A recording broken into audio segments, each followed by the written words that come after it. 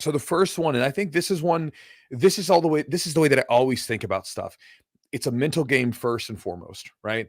We can talk about the physical, and the physical is really important, but it always starts with the mental.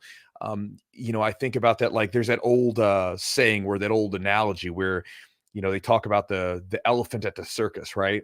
Where when the elephant's young, they put this stake into the ground and it sort of ties the elephant up. And they treat the elephant in probably not the most humane way, but essentially this elephant learns that when its leg is locked in, that it's trapped. And then what happens after a long time, the elephant gets big and strong, and they can put that stake in the ground. And even though that elephant is so much stronger to just rip through it, it still stays in place, right? And you can even see this with other animals and stuff like that, where they get treated in a certain way and they hold on to that mental, whatever that thing is, right? And again, for us, there's an interesting thing that happens when we're doing athletics and stuff like this. This is especially important for people who have either done jiu-jitsu in the past when they were younger, or have some athletic background when they were younger. Mm-hmm. We grow to like that person. We grow to like them. We like, oh man, I'm young, I'm strong, I'm doing this, whatever. We get attached to it. That is our ego. We're like, this is who I am. I now have this construction of who I think I am, and this is who it is. And then what happens? We start to get older. We start to change a little bit. We don't recover as much, and we get tired more. All these things happen. And a lot of times there's going to be some serious resistance to it, and even when you were younger, if you started, like when I was younger, I remember telling all the old guys, you old guys are just old. I remember we were talking about it this morning. Back when I was younger, I would hear the old guys talk about being tired after long days of work, at like the 6:30 or whatever, 7:00 class. Right.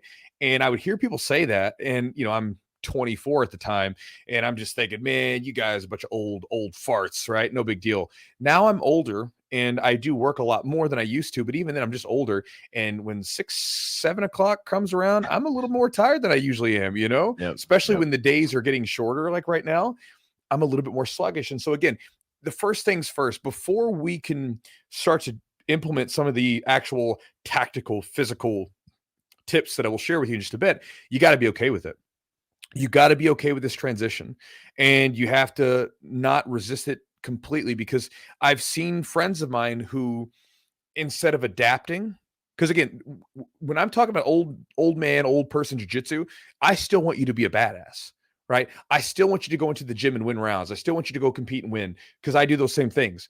But it's not about just laying down and dying. It's about changing ourselves so we can roll forever. That's really what it's about, and being very intelligent about that. And I've seen buddies of mine years ago, guys that were above me or a little ahead of me, and they did not honor this. And they kept, burning the candle at both ends into their late 30s, 40s, and so forth.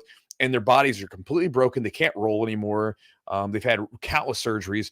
I don't want that to happen to you guys. I don't want that to happen to me. So I'm making some adjustments, and I can feel that it's helping. And so I'd like to help you out with the same thing. So again, number one is we got to be okay with it first and foremost. Mm-hmm.